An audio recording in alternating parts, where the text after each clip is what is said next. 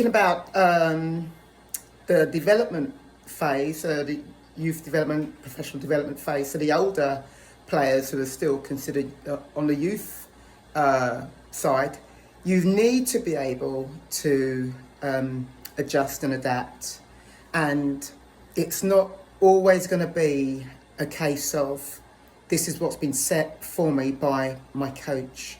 So it will be a case of, well, I have to improve this area of my performance.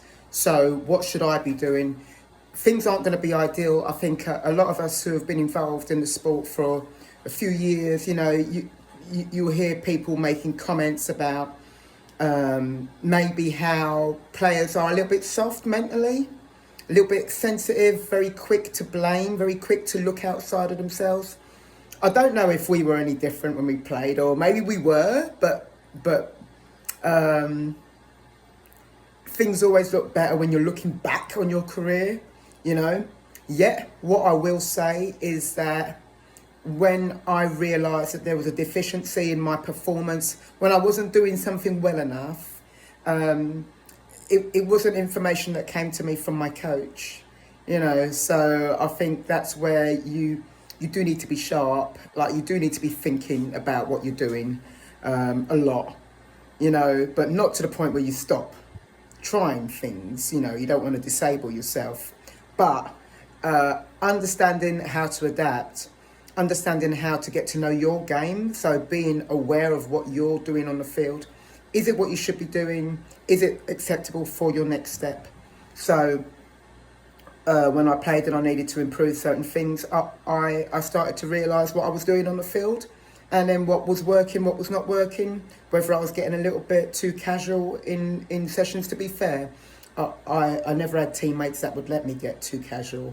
That's what I'm grateful for.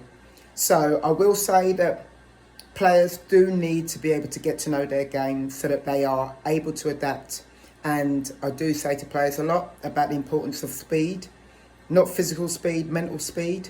So spending a long time on the ball in game situations and training, I don't think that's very helpful at all. So having players understand their own game, understand what's expected of them at the next level, and then developing speed of thought.